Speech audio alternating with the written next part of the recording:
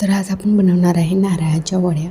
त्यासाठी मी एक ओला नारळ फोडून घेतलेला आहे. आता ह्या नारळाच्या तुकड्यांचे आपण छोटे छोटे तुकडे करून घ्यायचे, जे की मी ते मिक्सरला लावणार आहे. तर मी आता पहिला नारळाचे छोटे छोटे तुकडे करून घेते. तुम्ही मिक्सरला न लावता किंवा तुम्हाला जर किसून घ्यायचं असेल बारीक, तरी तुम्ही ते खोबरं किसून घेऊ शकता. इथे मी मिक्सरला लावणार आहे. आता या नारळाच्या पाठीमागचा जो भात काळसर असतो तो तरी काढला तरी चालेल, नाही काढला तरी चालेल. आता इथे मी मिक्सरचं भांडं घेते, त्यामध्ये सगळे काप हे काढून आपण मिक्सरला एकदम बारीक करून घेणार आहोत.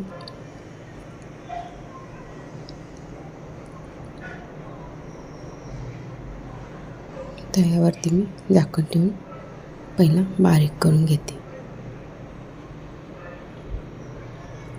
आता तुम्ही बघू शकता नारळ आपला छान असा किसला गेलेला आहे, म्हणजे मिक्सरला एकदम बारीक झालेला आहे. आता आपण वड्या करण्यासाठी घेऊया. आता इथे मी एक कढई गरम करण्यासाठी ठेवली होती, त्यामध्ये आता हा नारळाचा खीस टाकून घ्यायचा. जर तुम्ही नारळाच्या पाठीमागचा साईड काळ्या कलरचा काढून घेतला तर तुमचा खिसा किंवा वड्या थोड्याशा पांढरसर दिसतील.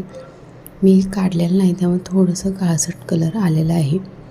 जसं तुम्हाला हवं तसं तुम्ही घेऊ शकता. आता यामध्ये मी 1 वाटी मोठी साखर टाकून घेते.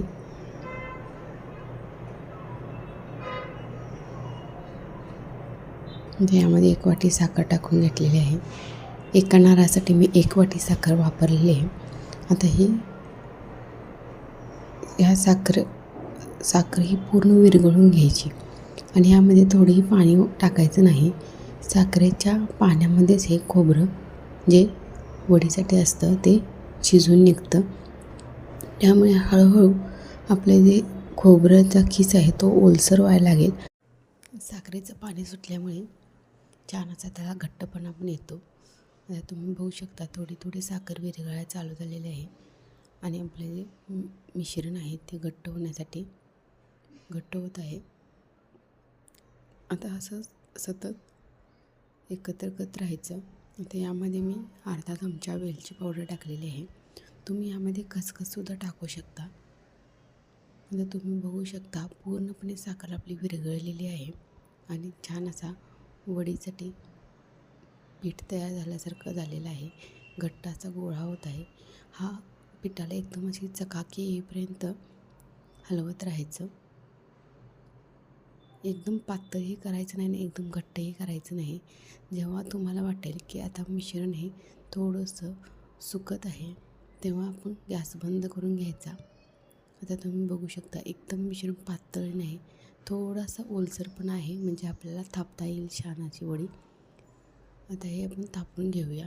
त्यासाठी इथे एक मी ताट घेतलेलं आहे, त्याला आपण आता पहिला तूप लावून घ्यायचं. तर मी याला थोडंसं तूप लावून घेते.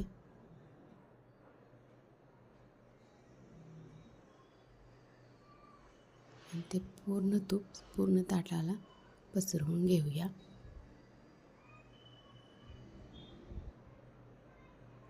आणि ह्यावरती ते मिश्रण आपण पसरवून घ्यायचं.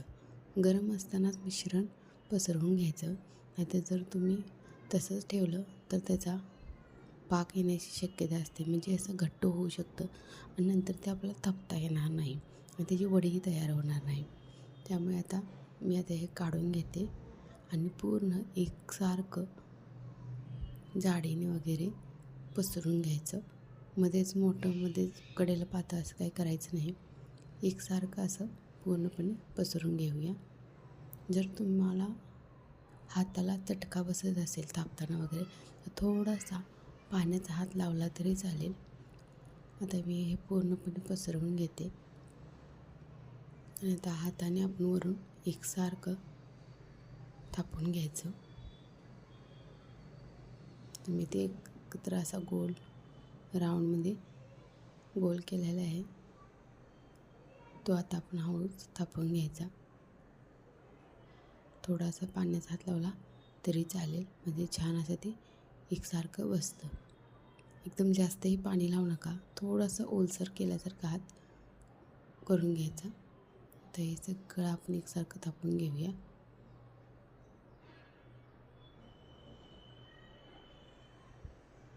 आणि एका चाकूच्या साहाय्याने किंवा तुम्ही कशाच्याही साहाय्याने त्याचे आपण आत्ताच काप करून घ्यायचे.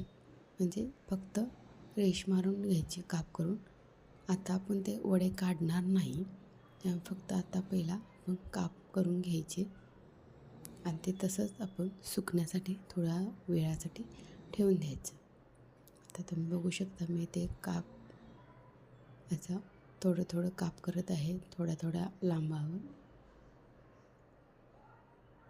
तुम्ही त्या दुसऱ्या कोणत्याही साह्याने केले तरी चालेल. मी इथे चाकूचा वापर केलेला आहे. त्याचे थोडे थोडे मी काप करून घेते.